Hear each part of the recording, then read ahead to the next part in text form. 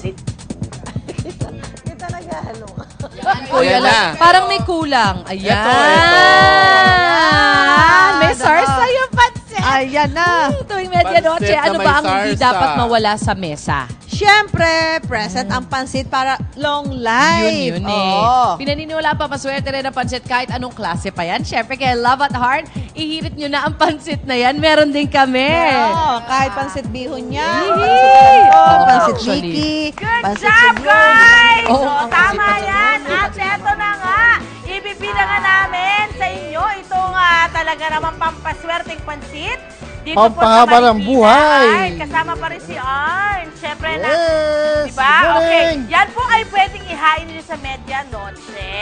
Diba? Ngayong New Year nga, Arn. At talaga namang pampaswerte ang pansit, Arn. Dahil sumisimbolo nga ito ng mahaba Mahabang at buhay. masaganang Yes. buhay. Oh, diba? Feeling ko lang, Arn, ikaw puro pansit yung kinakain mo. Kanina ka pa, kaya... Halata bang wala kang willing sa pansit? Diba kasi parang hindi ka tumatanda? Feeling ko talaga... Yes! Feeling ko yun ang sikreto mo. Alam mo yung paborito ko pansit? Basta pansit.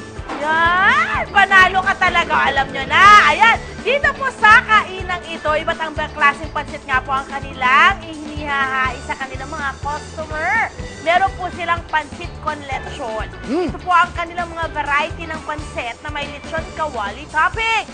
Pwede pong pansit bihon con lechon, ito po yun. Meron pong pansit canton con lechon. Ayan, meron din po silang pansit Mickey con lechon, pansit canton bihon con lechon, at pansit Mickey bihon con lechon. At para sa mga bet naman ay seafood, meron sila ritong pansit con seafood, kung saan ang toppings ay hipon, pusit, fish fillet, at calamari rings.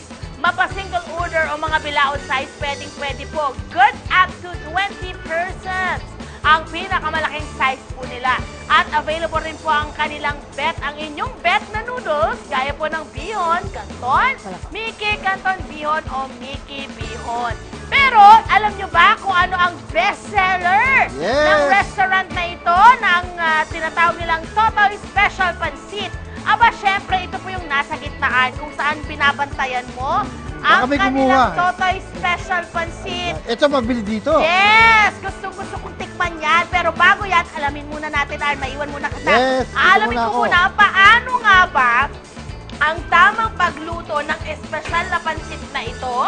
At paano nila na-create? Kasama ko ngayon si Mara, ang may-ari po ng Totoy's Pansiteria, para ituro sa atin kung paano niluluto yung ating pansit. Totoy Special Pansit. So, anong klaseng pansit, Mara, ang ginuluto mo sa... Ang ginagamit po Ginagamit. natin is canton po. Ah, canton! So, Okay. pakukuluan lang po natin siya. Tapos ito po, ready na siyang hanguin. So, nung pinakuluan mo yan, may mga nilagay ka rin Wala po. As in, As in lalagyan. tubig lang? Pork stock po ang ginagamit Pork namin. stock! Ayun! Para malasa na siya, hindi mo kailangan ng another extra seasoning. Correct. Tapos ihahaon mo yan ngayon. natin siya. Okay. Mga ilang minutes bago maluto siya ng ganyan, Mara? 10 minutes. 10 5 to 10 minutes. minutes po. Okay. Depende po sa dami ng kanton. Oo. Depende sa ilalagay. dami. Opo. At kailangan halo ka rin ng halo para Opo. hindi sila magdikit-dikit, Yes, ano? po. Okay. Sa hiwalay naman pong kawali or actually wok ang tawag nila dyan. Dito naman, anong nakalagay dito? Ito na po. Muna, baka mamaya ma-overcook yung ating ano mo. Ito na po yung ready na sauce natin. Okay. So, ilalagay lang po natin yung So, ano yung mga gulay. nakalagay na sauce dyan? Oyster sauce po, konting toyo, pepper, tapos So konting talaga may asukal oyster po. sauce ka. Opo. Okay, ngayon, so saka mo ilalagay yung mga gulay. Yung mga gulay po. Okay, ang mga gulay na, nilalagay niya, nako iba-iba. So, may carrots, may beans, may bell pepper, may sibuyas, sayote, young corn, at mushroom! Yes. Oy, ang galing! So, ganyan lang siya? Hindi Yes. siya talaga ginigisa, no? Hindi po. Para mas healthy siya, tsaka... Walang mantika! Ang pinaka-oil niya na lang is from the pork. Yung sa pork stock. Okay, tapos gaano katagal mo siyang pakukuluan ng ganyan, yung gulay? 5 minutes po para hindi... Okay, kumbaga, para hindi ma-overcook masyadong parang yung gulay natin. yung gulay, okay. At pagkatapos nun, saka na ilalagay mga kapuso yung dahon. Apo. Ito yung pechay bagyo at repolyo. Kasi nga yun ang mas madaling maluto. Kaya siya yung huling ilalagay doon po sa ating tinalong una kaninang mga gulay. At pagkatapos nun, kaya po siya lumalapot, no, Mara? Because nilalagyan po nila ng Cassava starch Cassava po. starch. Again, ano na naman yun? Gulay na naman or root crop. Kaya healthy yan na naman. Yes po. Okay, yan po yung kanilang sikreto. Kaya po malapot naman po yan. At saka po nila, ayan, wow. Saka mo ito ihahalo doon Doon sa sa pansit. pansit. So, igaganon mo na lang siya? Or ito lagay mo dito? Ay, itatoppings po natin siya. Ay, tatappings mo na Like po naman. ito. Tatoppings po natin yung gulay. Okay. At pagkatapos nun, saka mo itatoppings yung Yung sauce po, depende na lang po sa inyo kung gaano karami. At syempre, saka po ilalagyan ng Lechon kawali. lechon. Ayan, ito po yung magiging itsura. At dahil dyan, tikman na natin. Alam mo, pwede kong tikman dito. Kahit alin. Okay, tikman na natin to. Gusto kong ano muna yung... Ay, ayaw. Ito na lang. Okay, wait lang, guys. Ayan. Tapos nilalagyan nito? Ay, may ganon. Depende po sa inyo yung pagtimpla kung gaano karaming sauce yung Okay. Sarap. Yung pansit lang muna na may gulay.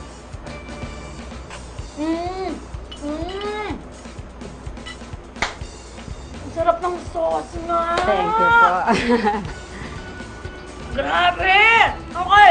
Ang kanyang presyo. Okay, dun po sa ating mga mag-order na mga kapuso. Meron po silang single order na 140 pesos hanggang 160 pesos. Okay? Tama. Yan po ay iba't ibang klase ng pancit. Okay, meron din po silang good for 6 to 8 persons na 360 hanggang 420 pesos. Meron din pong 470 hanggang 530 pesos na good for 10 to 12 people per person. At meron din pong 580 pesos hanggang 760 pesos good for 18 to 20 katao. Ang dami na nun. Yes, po. Schedule po nila, open po ng kanilang restaurant ng Monday to Sunday. Ay, wala pala talaga kayong day off. Day off. 7 a.m. to 10 p.m. Naku, mamaya! Marami pa po tayong pansit na titikman. My gosh, my gulay. Tumutok lang po kayo sa unang hirit. Pansit pa more! Ang sarap nito. Ay, gusto ko yung sauce. I'm not kidding. Pansit ng lechon ang pansit kong seafood. May iba pa silang pansit variety on. Nandyan nga po. Yes, crispy fried seafood noodles. Piniprito yung noodles para ante maging crispy. At mas pinarasarap ng mga seafood gaya ng hipon, pusit, fish, and fish fillet. Meron din silang beef udon. Pinakulo ang Japanese udon ito na mas pinalasa ng karne ng baka. May beef udon with Japanese curry din. O, ngayon naman, may isa pang pansit na ituturo sa atin si Miss Mara Guevara. Ito ang tinatawag nilang Mickey Pinagulong. O, paano ba yung niluluto? Ito na, niluluto na niya ang beef Pinagulong? Mickey Pinagulong. Ikikisa lang yung sibuyas, ilalagay po yung Mickey pork stock, oyster sauce, lalagyan din po ng konting toyo, paminta, asukal, at sili. Kapag luto na, ilalagay sa isang lalagyan at lalagyan ng konting sesame oil at lechon kawali. Kaya ang idea ng pinagulong na Mickey noodles ay pinagulong sa sili pala, kaya tinawag na pinagulong. Spicy! Super simple din gawin, kaya mamaya titikman na natin. Bongga! Wow! Di ang anghang-anghang pala niyan, Mara, no? Hindi naman po siya masyadong maanghang. Naghahalo po yung sweet po tsaka yung spicy. Gawa ng oyster tsaka ng asukal po natin. Bango! Ito po, paluto na po siya. Ano nga eh? So, parang ganito po yung finished product natin. Pwede Pwede na siyang, magiging itsura yan. pwede na po siyang ihain. Correct. Tapos lalagyan natin siya ng toppings na lechon kawali. Okay. Thank you, Mara, ha? Tsaka ano siya?